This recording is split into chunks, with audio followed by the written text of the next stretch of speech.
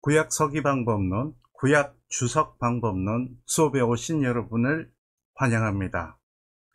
구약 하면 묵상하기도 쉽지 않고 더더욱이 설교하기도 쉽지 않아서 우리가 일상 신앙생활을 할 때에 묵상하는데도 구약 성경은 상대적으로 신약 성경에 비해서 덜 하게 되고, 또 설교 본문에서도 신약보다 상대적으로 소외되어 있는 경향이 있죠. 그래서 이번 이 강의에서는 여러분 여기 보시듯이 구약 주석을 어떻게 할 것인지 이 문제에 대해서 저와 함께 고민하고 여러 가지 방법들을 모색해 나가는 시간을 갖도록 하겠습니다.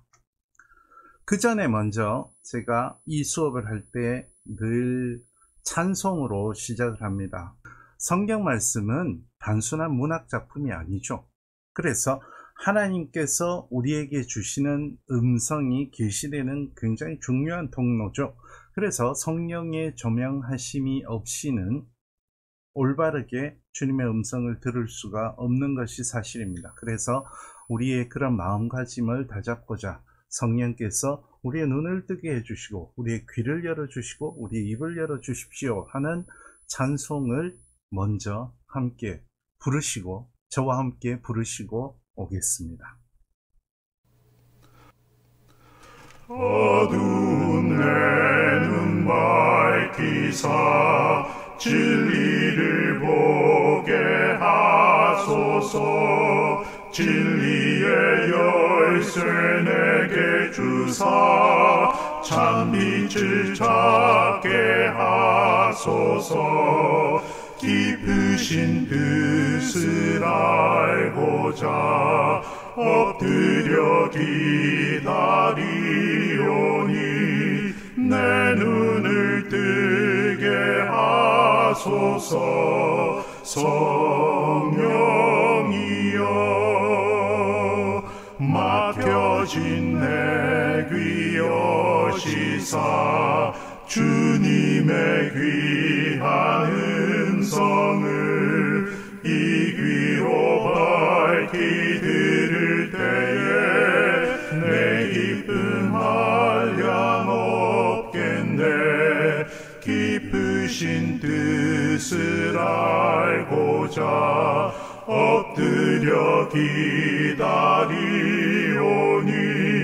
내 귀를 열어주소서. 성령이여 봉해진 내 입 여시사 복음을 널리 전하고 차가운 내 맘 녹여주사 사랑을 하게 하소서. 깊으신 뜻을 알고자 엎드려 기다리오니 내 입을 열어주소서. 성령이여.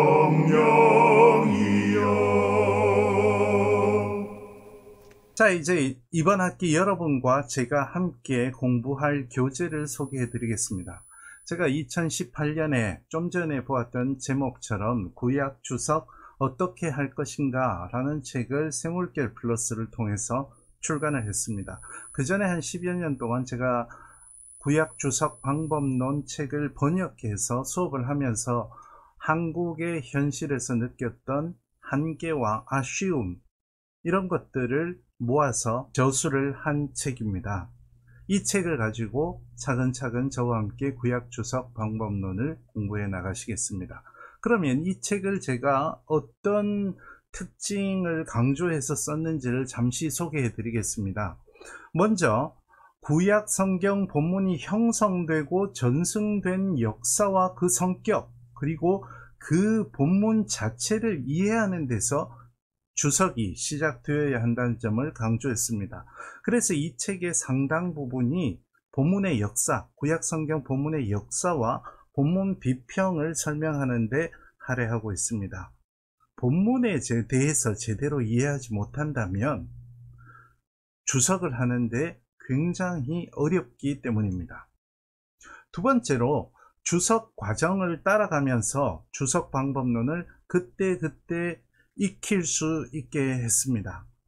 물론 이 책의 전반적인 그 순서가 역사적으로 발전한 주석 방법론들을 차근차근 소개하는 목적도 있습니다. 하지만 그 주석 방법론들을 하나하나 따라가다 보면 주석 작품이 하나 완성될 수 있도록 제가 그렇게 고안하려고 노력을 했습니다.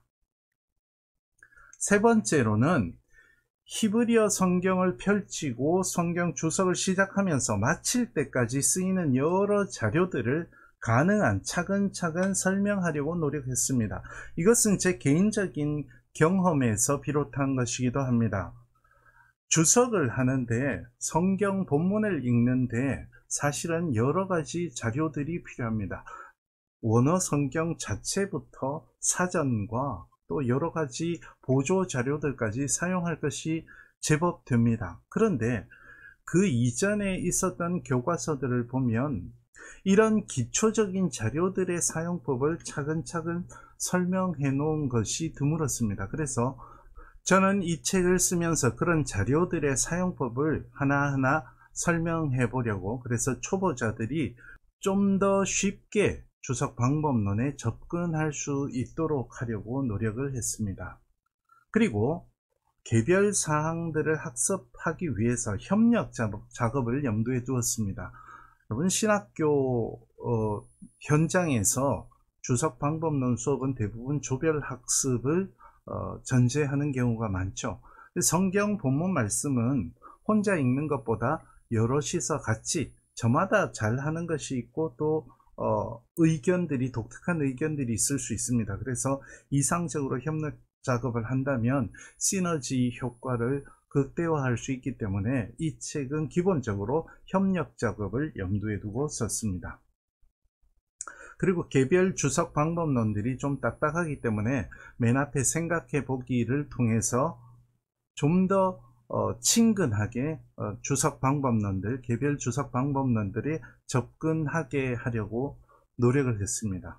그리고 나중에 나오겠지만 마지막 부분에는 학생들에게 직접 이 방법론을 적용해서 주석 작품을 쓰게 했습니다. 그래서 그 견본을 하나 첨부해 두었습니다. 그 견본이 여러분과 같은 눈높이에서 작성한 주석 작품이기 때문에 주석을 해 나가는데 어떻게 적용할 수 있겠구나, 도움을 받을 수 있으리라고 생각합니다. 이제 본격적으로 강의를 시작하는데요. 어떤 학문이든 그 학문이 무엇을 하는 것인지 그 학문의 용어들을 정의하고 시작하는 것은 굉장히 중요합니다. 그래서 구약 서기 방법론, 여기 이제 통합교단에서 쓰는 용어고요. 일반적으로는 구약 주석 방법론이라고 이야기를 하죠. 그래서 이 용어를 정의하면서 과연 어떤 방법론들을 전제하는지를 제가 좀 소개해 드리는 것으로 첫 시간을 시작하도록 하겠습니다. 먼저 생각해 볼 말씀이 있습니다. 구약 성경 말씀과 신약 성경 말씀인데요. 한번 읽어보고 묵상을 하고 시작하겠습니다. 구약의 말씀은 느헤미야서 8장 8절부터 12절 말씀입니다. 제가 이 말씀을 읽어 드리도록 하겠습니다. 하나님의 율법책을 낭독하고 그 뜻을 해석하여 그 백성에게 낭독하는 것을 다 깨닫게 하니, 백성이 율법의 말씀을 듣고 다 우는지라.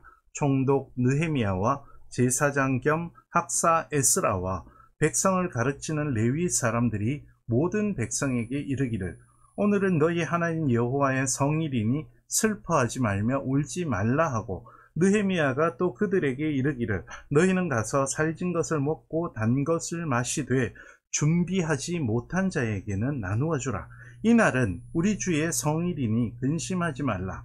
여호와로 인하여 기뻐하는 것이 너희의 힘이니라 하고 레위 사람들도 모든 백성을 정숙하게 하여 이르기를 오늘은 성일이니 마땅히 조용하고 근심하지 말라 하니 모든 백성이 곧 가서 먹고 마시며 나누어 주고 크게 즐거워하니 이는 그들이 그 읽어 들려준 말을 밝히 알미라.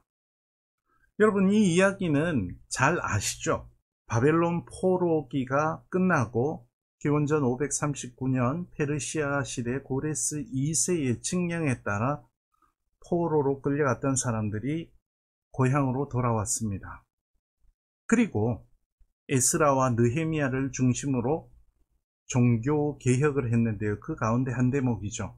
에스라가 유다의 모든 백성들을 수문 앞 광장에 다 모으고 오전 내내 하나님의 율법책을 낭독합니다.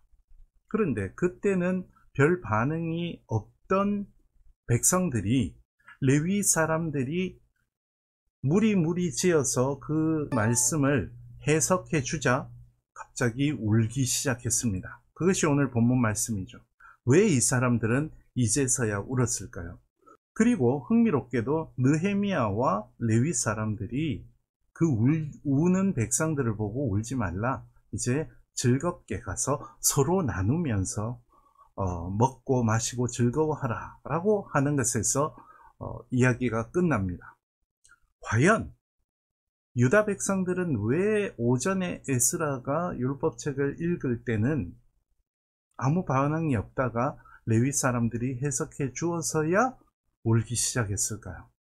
그리고 그 깨달은 것들이 12절에 보면 그들이 서로 나누어 주고 즐거워한 까닭이 읽어 들려준 말을 밝히 알미라 라고 이야기했는데 이것은 또 무슨 의미가 있을까요? 이 말씀이 오늘 우리가 구약 성경 본문을 해석해야 되는 까닭과 그리고 그 목적에 어떤 의미가 있을까요? 한번 생각해 보시면 좋겠습니다. 이번에는 신약 성경의 말씀을 함께 읽으시겠는데요. 사도행전 8장 30절부터 38절 일부 본문을 제가 뽑아서 읽어 드리도록 하겠습니다.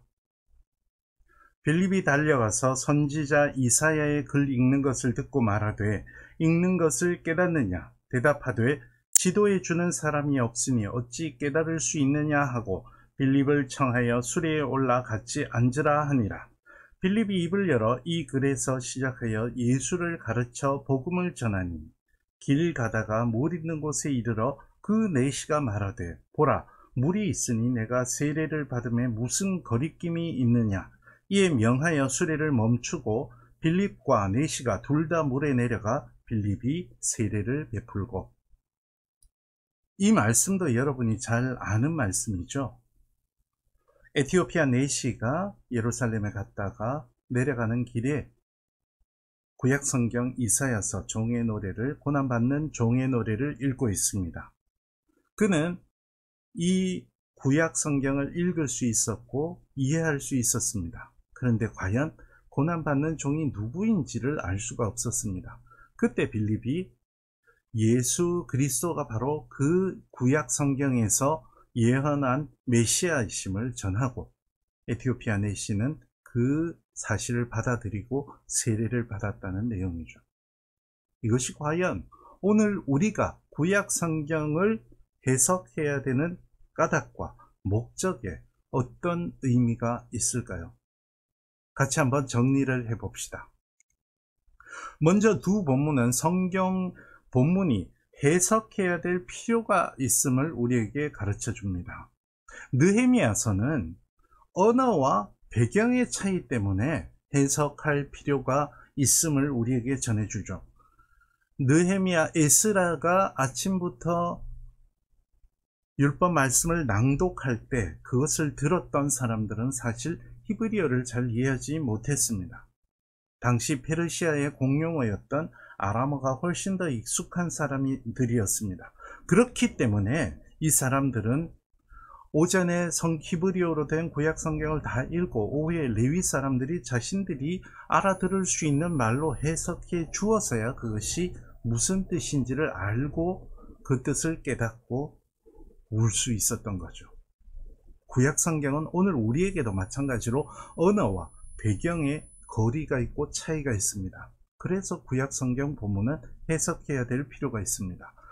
사도행전의 본문은 신구약의 연속성의 문제를 우리에게 말해줍니다. 조금 있다가 정의를 하겠지만 구약 성경을 우리는 구약 성경만 보고 있지 않습니다. 신약 성경도 같이 보고 있죠. 그래서 신구약의 연속성의 관점도 우리는 간과해서는 안 되겠습니다. 그래서 구약 성경은 해석해야 될 필요가 있습니다. 두 본문은 또 성경 본문을 해석한 결과가 어땠는지도 우리에게 가르쳐 주면서 우리가 구약 성경을 해석하고 주석하는 목적도 가르쳐 주고 있습니다. 먼저 느헤미야서의 경우에는 공동체가 회개하고 또 그 공동체성을 회복하는 대로 나아갔습니다.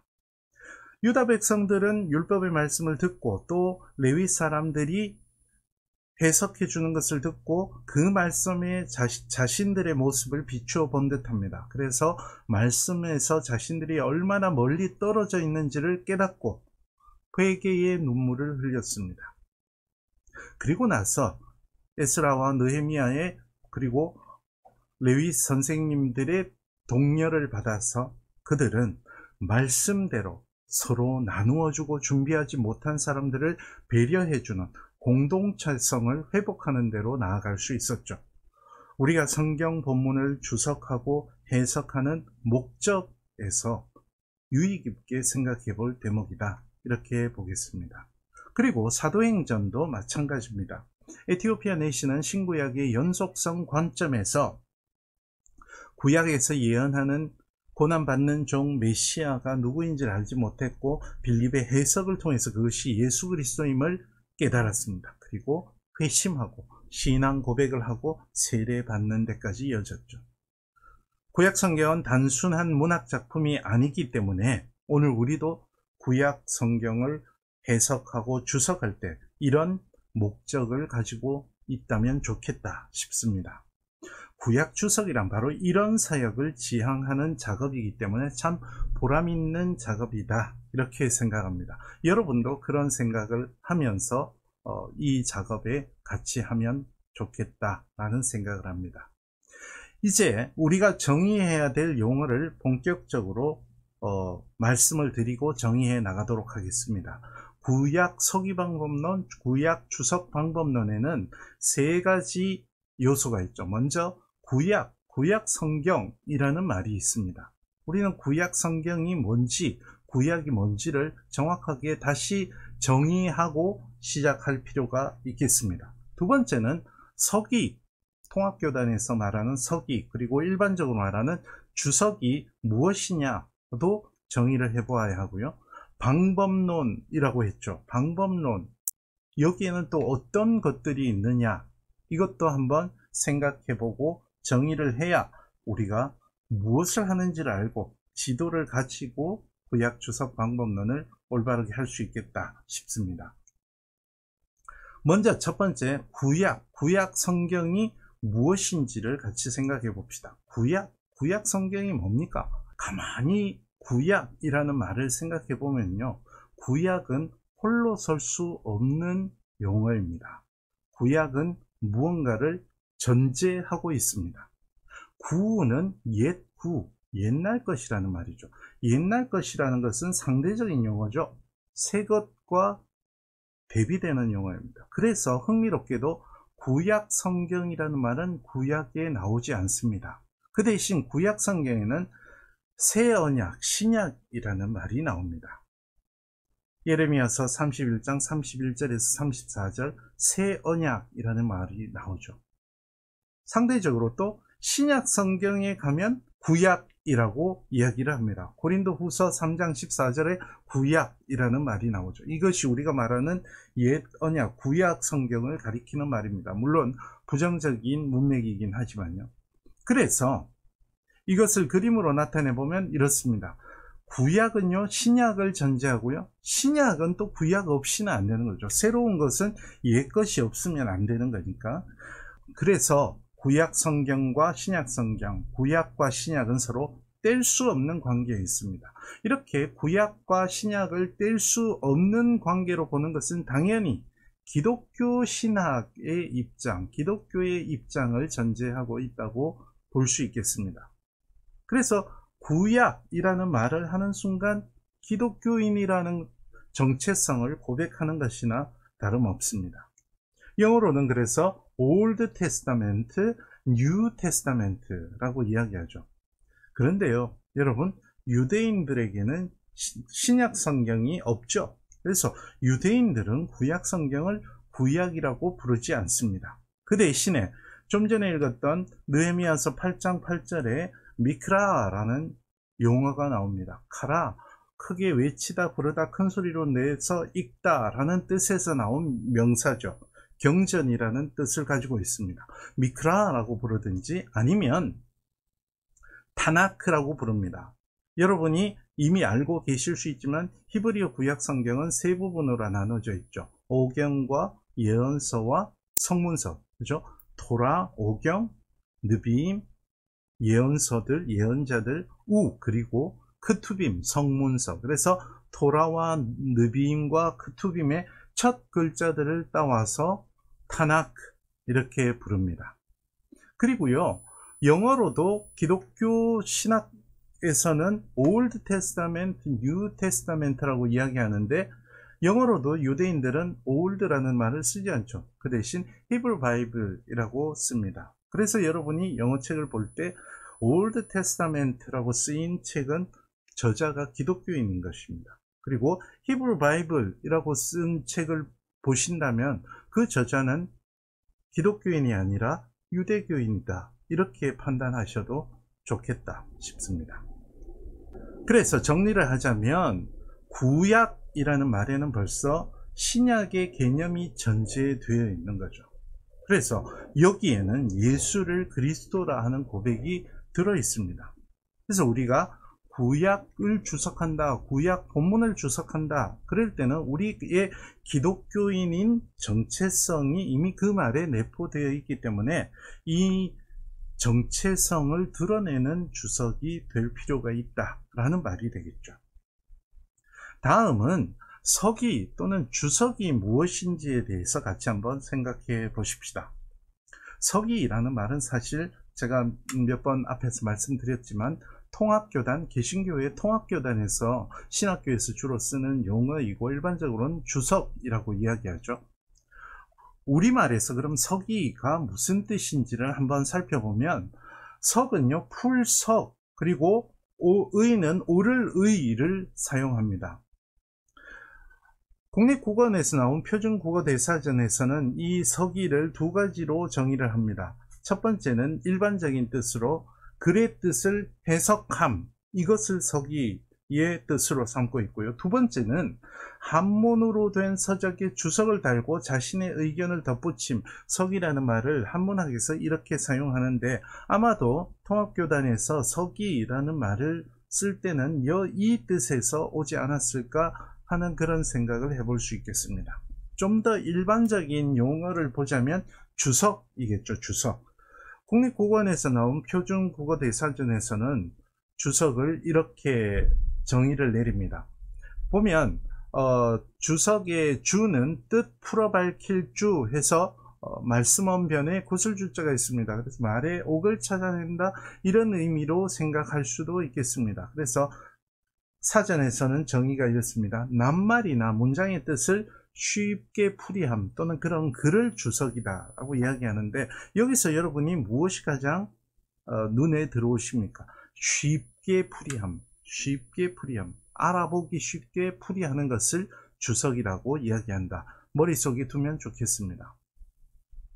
그러면 성경에서는, 성서학에서는 서기를 어떤 의미로 썼느냐, 여러분 영어로 주석을 엑세제시스라고 하는 것을 알고 계실 것입니다.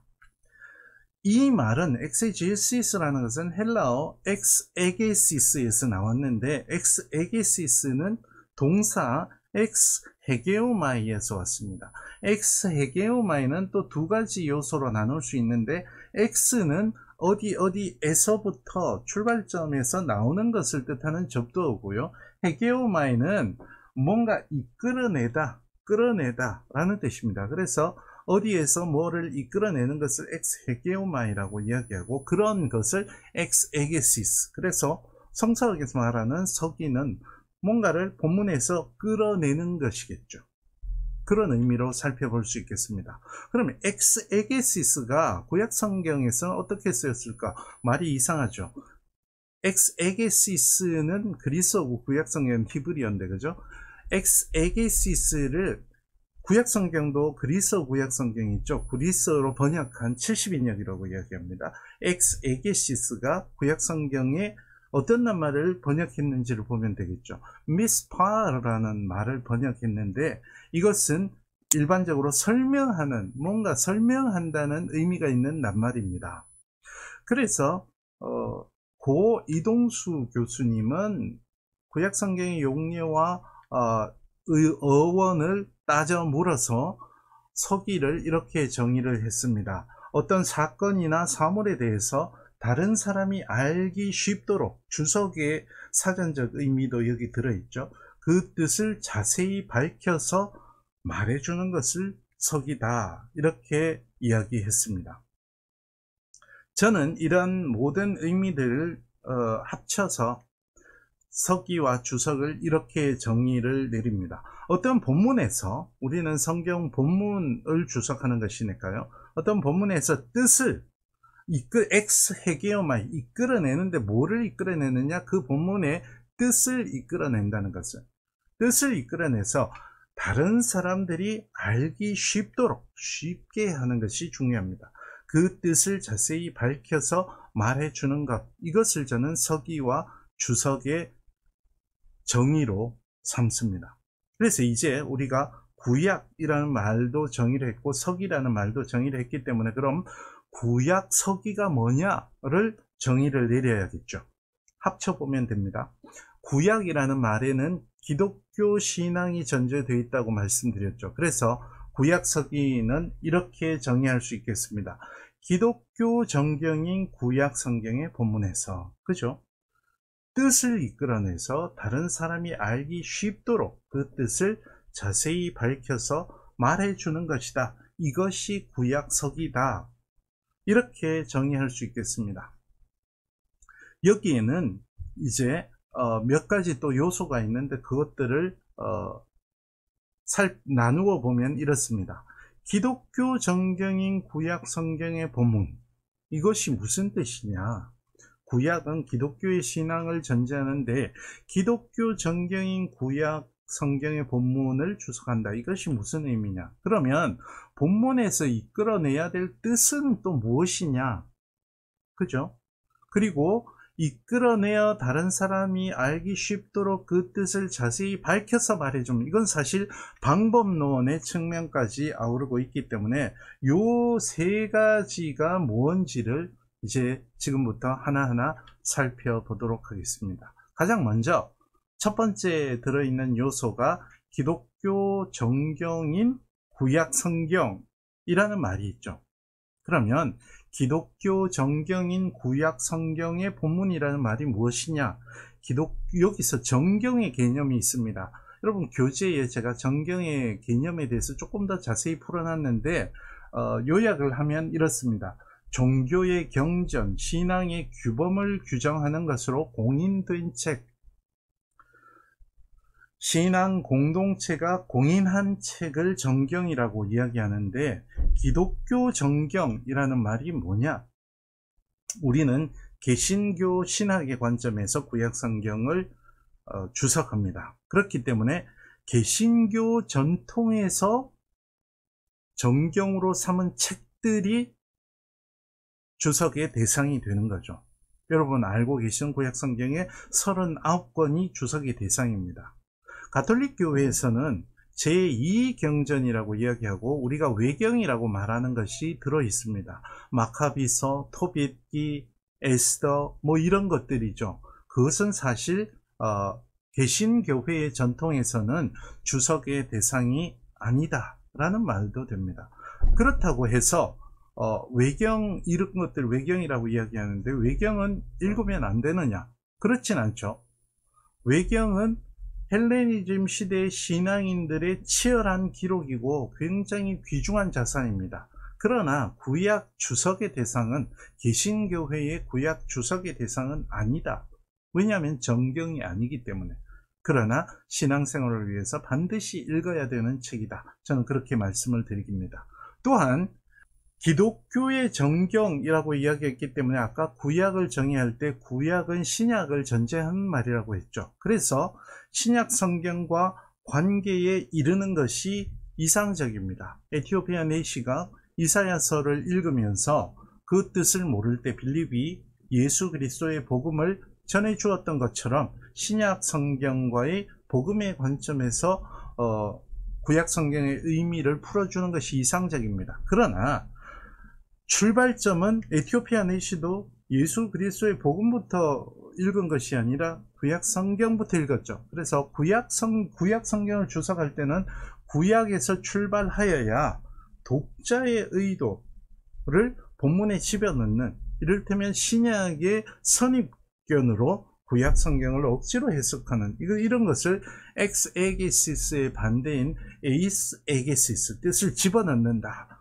뜻을 집어넣는 것은 주석에 반대되는 행위입니다. 그래서 막을 수 있다. 그래서 구약 성경을 주석할 때는 신약 성경에 이르는 것이 이상적이나 구약 성경에서 출발해야 된다 라는 것을 반드시 기억해 주시면 좋겠습니다. 그런데도 구약 자체만으로도 충분한 의미가 있다. 신약 성경에 이르지 않더라도 구약 성경 자체만으로도 하나님의 음성을 듣는 충분한 통로가 된다. 이것도 반드시 기억해 두시면 좋겠습니다.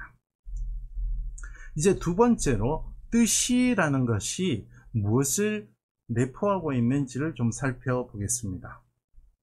뜻은 두 가지로 구분을 해보겠습니다. 본문의 의도와 본문의 의미를 구분해 보겠습니다. 본문의 의도라는 것은 그때 거기서, 그러니까 저자들의 세계에 관심을 두는 것입니다.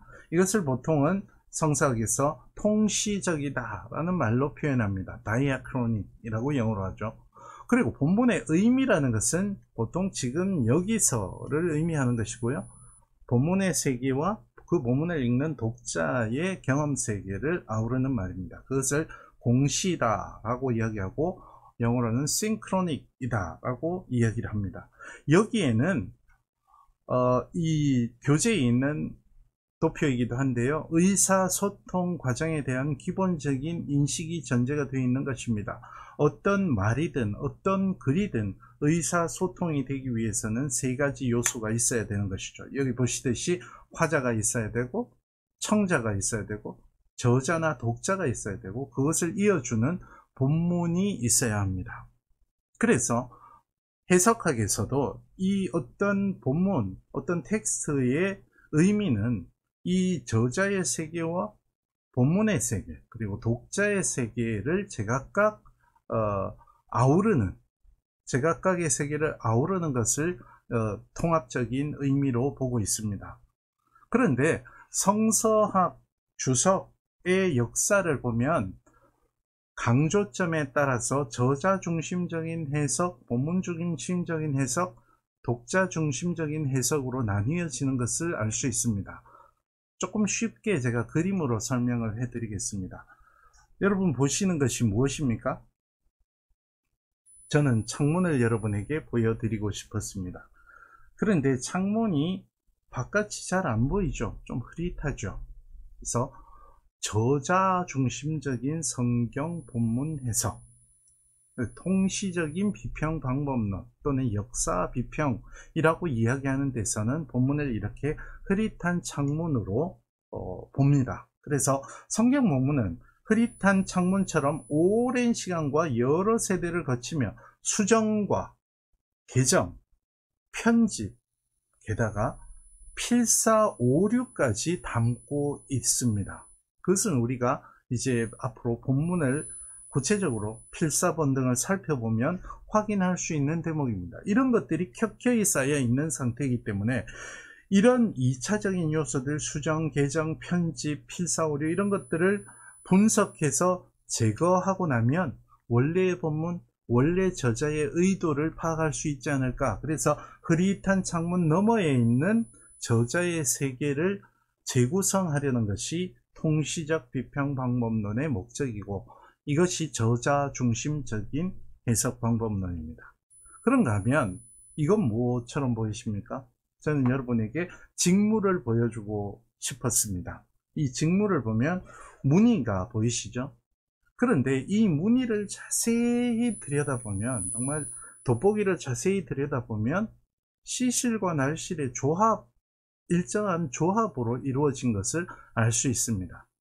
본문 중심적인 의사소통의 세 요소 중에 본문 중심적인 해석 방법론은 이런 본문의 무늬를 이루어내는 시실과 날실을 분석하는 것을 목적으로 삼습니다. 그래서 이런 분석 방법에서는 close reading을 굉장히 중요한 방법론으로 여깁니다. 본문을 자세히 읽어서 본문의 세계가 보여주는 무늬가 어떤 형태의 무늬가 있고 또 이것이 어떤 의미를 만들어내느냐, 이렇게 분석하는 거죠.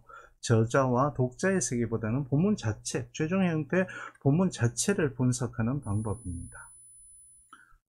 이런 식으로요.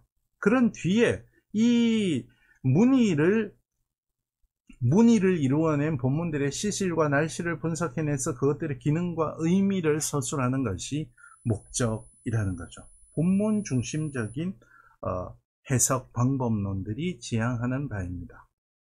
세 번째로, 여러분은 어떤 그림을 보고 계십니까? 어떤 소녀가 보시면 거울을 보고 있죠. 거울을 바라보면 무엇이 보입니까? 거울을 바라보는 자신이 보이죠. 그래서 성경 본문을 읽는 독자들을 중심으로 해서 해석하는 방법은 본문을 거울로 여깁니다. 독자는 본문의 세계의 이야기에서 그 거울에 비친 자신의 모습을 비추게 되는 거죠. 따라서 본문이라는 거울을 통해 결국에는 그 앞에선 독자의 세계를 분석하는 것이다. 그래서 독자 중심적인 해석 방법론에서는 독서 과정, 본문을 읽으면서 독자에게 어떤 일이 일어나는가에 관심을 두게 됩니다. 이것이 독자 중심적인 해석 방법이고, 이번 학기의 교재에서 여러분은 저와 함께 저자 중심적인 방법과 본문 중심적인 방법을 주로 다루게 될 것입니다. 구약 성경을 해석해온 역사를 되짚어 봐도 저자 중심적인 방법과 본문 중심적인 방법, 독자 중심적인 방법이 마치 진자운동처럼 계속 이동해 갔던 것을 볼 수 있는데, 짧게 한번 살펴보도록 하겠습니다. 구약 성경 안에 벌써 이전 본문을 해석하는 경우를 몇 가지 볼 수 있습니다. 후대 기록의 앞선 기록의 현재화라고 이야기할 수 있는데, 그 보기가 이를테면 신명기 1장부터 3장에서 민수기의 기록을 다시금 출애굽 2세대들에게 해석해주며 동시대화하는 것을 볼 수 있고요. 여러분, 신명기의 역사서 여호수아, 사사기, 사무엘, 열왕기, 여기도 이전에 있던 사기나 여러 가지 기록들을 일정한 사관으로 해석해서 전해주는 것을 볼 수 있고, 역대기 역사서도 마찬가지죠.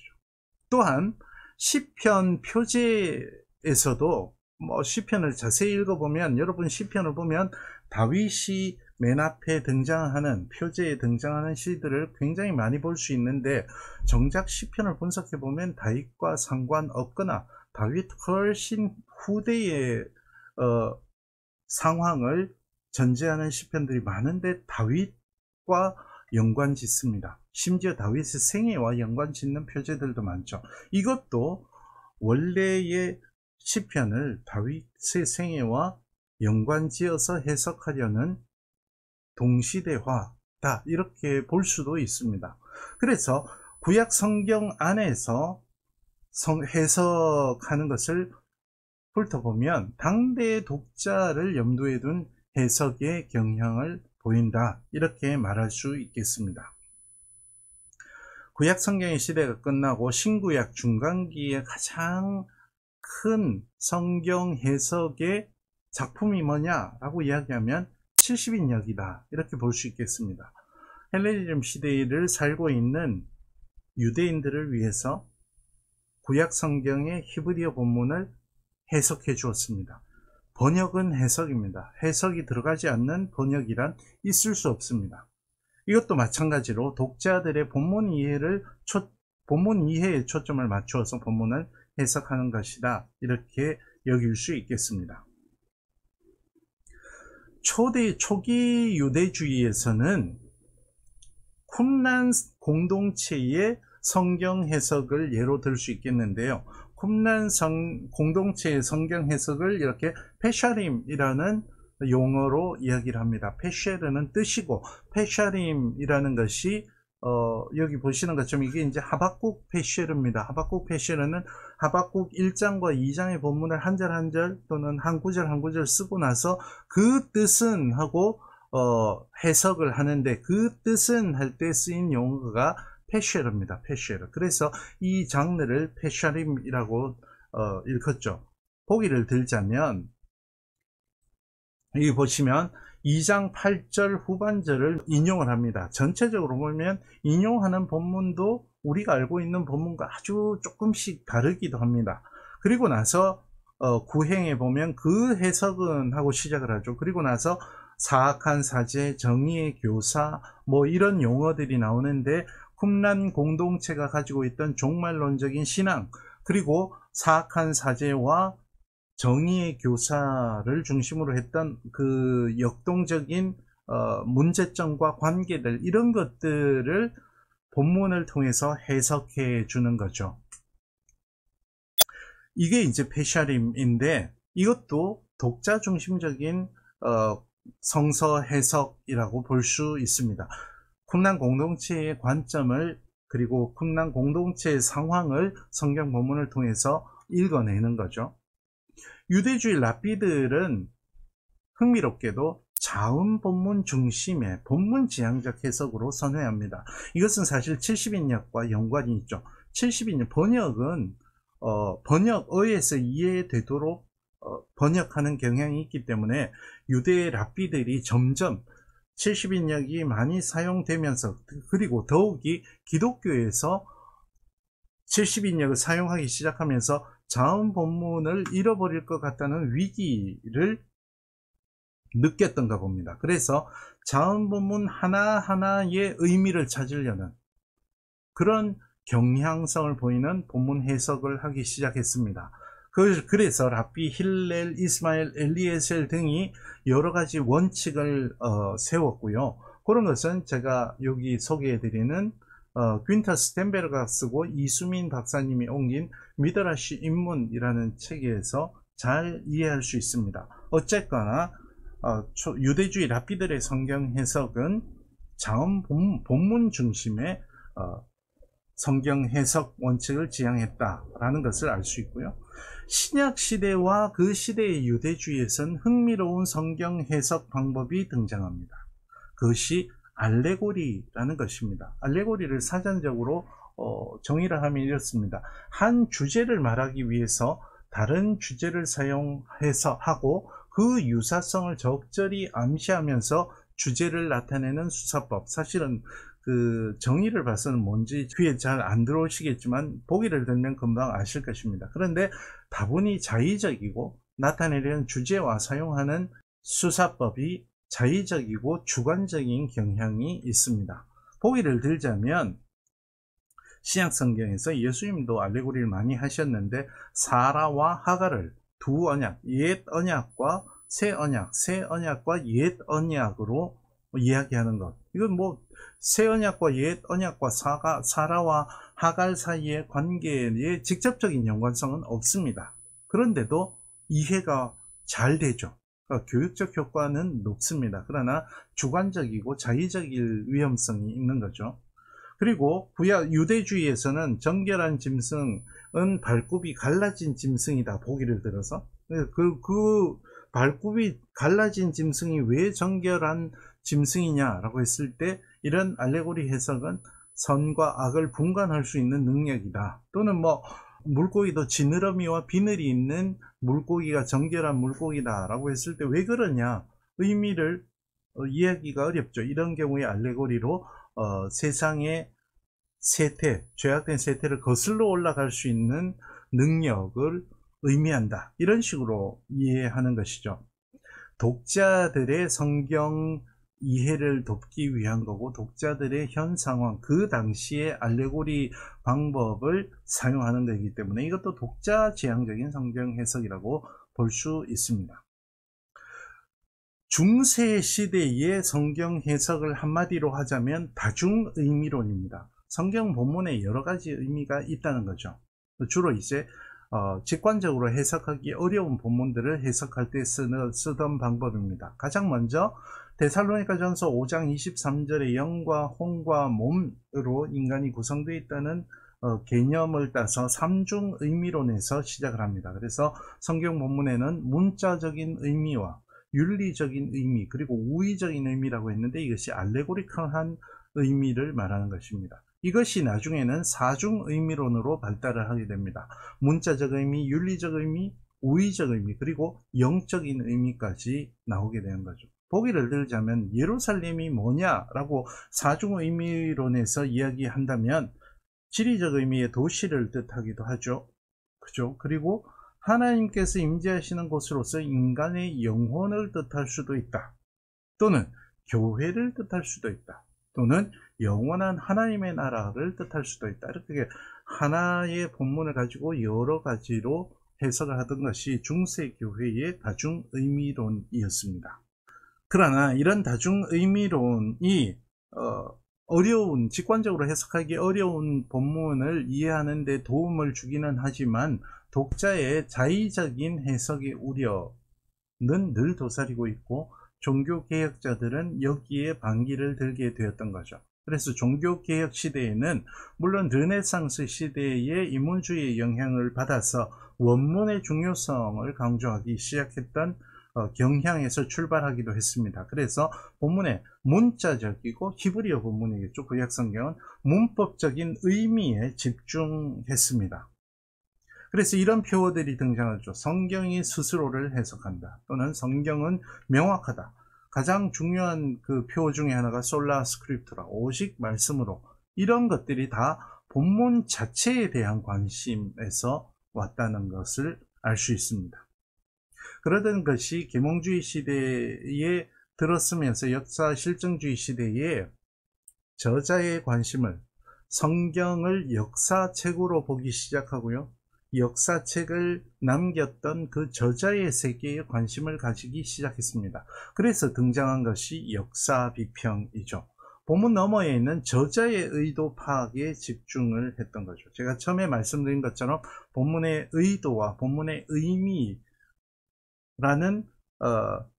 관점에서 본문의 의도에 집중하게 되었고, 의사소통 이론에서는 저자의 세계에 관심을 두기 시작했다는 것이죠. 그래서 이것을 본문에 대한 통시적 접근, 다이아크로닉한 접근이다, 이렇게 이야기를 합니다. 그런데 이 방법은 현재 신앙 공동체의 구체적 경험 세계를 위한 의미 도출에는 근본적인 한계가 있습니다.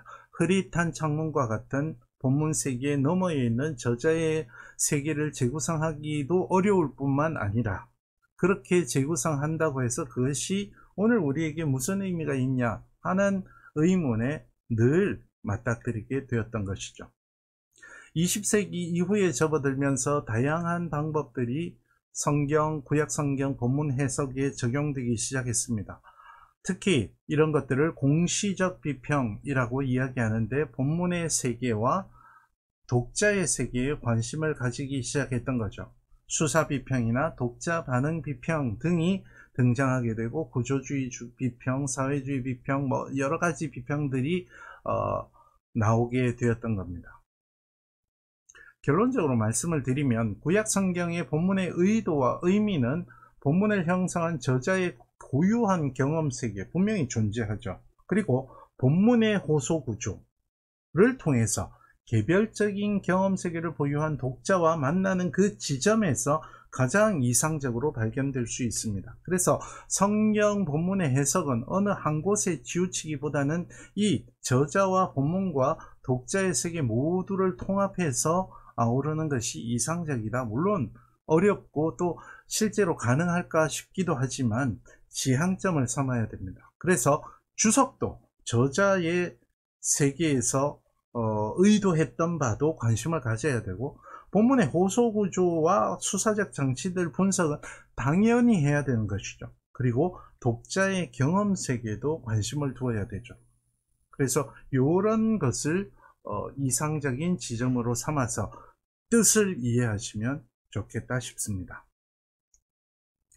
다음으로 정의에서 이제 방법론과 연관되는 것이죠. 이끌어내어 다른 사람들이 알기 쉽도록 그 뜻을 자세히 밝혀 말해줌. 이게 무슨 의미가 있는지 또 하나씩 떼어서 말해 보겠습니다. 가장 먼저 이끌어내어 엑스 헤게오마이였잖아요. 그죠? 주석의 본문 지향성이라고 제가 말을 붙여봤습니다. 주석이란 엑스 에게시스가 되어야지 에이스 에게시스가 되어서는 안 됩니다. 이 말은 뭐냐면, 주석하는 사람은 어떤 선입견을 가지고 본문에 들어가서는 안 된다는 거죠. 선입견을 가능한 배제하고 본문을 깊이, close reading이죠. 자세히 읽고 분석하는 데서 의미를 끌어내야 된다는 겁니다. 그 다음에 다른 사람들을 위한 주석이 되어야 된다는 거죠. 그것을 저는 주석의 현장성이라고 이야기했습니다. 여러분, 느헤미야와 사도행전을 보십시오. 느헤미야 사도행전은 모두 에스라가 자기 자신의 그 만족을 위해서, 빌립이 자기 자신의 만족을 위해서 성경을 해석하지 않았죠. 공동체를 위해서, 공동체의 변화를 지향하며, 공동체의 회심과 회복과 고백을 지향하며 성경을 해석했습니다. 그래서 우리의 성경 해석은 늘 현장 지향적이어야 한다. 그래서 우리가 발딛고 있는 현장에서 따로 떨어진 주석은 의미가 없다라고까지 이야기할 수 있겠습니다. 더더욱 중요한 것은 알기 쉽도록 주석해야 됩니다. 저는 주석의 용이성이라고 정의합니다. 주석이 어려워지는 경우는 두 가지가 있습니다. 하나는 주석가가 미숙해서 그런 경우도 있습니다. 이게 이제 보통 신학교 현장에서 제가 경험하는 것이죠. 본문은 알겠는데 학생들이 참 주석은 제가 무슨 말인지 모르는 경우가 있습니다. 그것은 잘 이해하지 못하고 방법론을 잘 적용하지 못해서 미숙하기 때문에 어려워지는 경우가 있습니다. 이것은 익숙해지도록 노력해야 됩니다. 또 주석이 어려워지는 경우는 주석가의 현학적 태도 때문에 그런 경우가 있습니다. 학자들이 빠지기 쉬운 오류입니다. 전문성의 늪에 빠져서 주석이 어려워지는 경우가 있습니다. 본문보다 어려워지는 것은 주석이라고 이야기할 수 없다는 것을 여러분이 분명히 알고 계시면 좋겠습니다. 그 다음에 그 뜻을 자세히 풀어준다 그랬죠. 여기 자세히에 저는 주석의 통합성을 이야기합니다. 주석은 분석의 과정과 종합의 과정을 거쳐야 됩니다. 이 방법론이죠. 분석하고 종합해야 합니다. 저는 칼의 비유로 많이 드는데, 여러분 아마 역사 비평이라는 말을 들으면 본문에 난도질한다 라는 오해를 많이 들으셨을 것입니다. 난도질하고 많은 것은 강도의 칼이죠.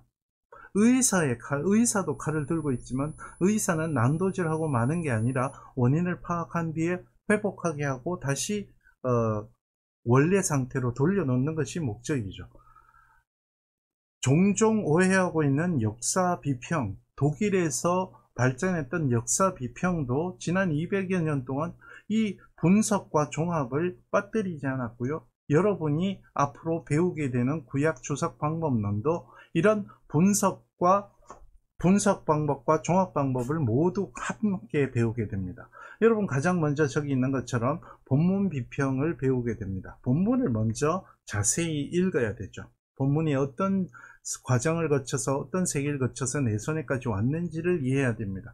그리고 나서 그 본문의 성장의 과정을 파악하기 위해서 문헌 비평에서 분석적인 방법을 쓰고, 나중에 마지막에 편집사에서 종합적인 방법을 씁니다. 그리고 나서 구전 단계, 구약 성경은 문헌으로 기록되기 시작한 것도 있지만 오랜 구전을 거친 것들이 굉장히 고대의 문헌이거든요. 오랜 구전의 과정을 거친 경우도 있습니다. 그래서 그런 과정도 전통 비평, 전승 비평, 양식 비평에서 분석을 합니다. 그리고 나서 그 역사를 종합해서 전통사, 전승사, 양식사에서 종합해 갑니다. 그래서 여러분이 방법론을 익히실 때 분석과 종합을 아우르는 통합적인 방법으로 본문을 자세히 주석한다. 이것을 기억하시면 좋겠습니다. 그리고 밝혀서 말해준다 라고 이야기를 했죠. 이것은 제가 주석의 명료성이라고 이야기하는데, 여기에는 몇 가지가 있습니다. 여러분의 주석은 논리적이어야 합니다. 감정에 호소하는 것이 아니라 본문을 주석한다는 것은 논리적인 과정을 거쳐서 풀어서 말해주는 겁니다. 풀어서 밝히 말해주는 겁니다. 본문에 관한 진술은 거듭 검증하면서 논리적 근거를 찾으려고, 주석을 하면서 논리적 근거를 찾는다는 것은 용례와 그리고 어원, 이런 것들을 파악하는 것입니다. 이 굉장히 중요합니다. 그리고 주석은 일관되어야 합니다. 본문의 뜻에 관한 일관된 논지가 있어야 합니다. 이런 이야기를 했다, 저런 이야기를 했다, 이것도 마찬가지로 주석가의 미숙함으로 참고한 자료의 성격을 파악하지 못하고 합쳐놓으면 일관성이 없는 것입니다. 일관성을 유지하기 위해서는 본문의 철저한 분석이 전제되어야 된다는 것을 여러분에게 먼저 말씀을 드립니다.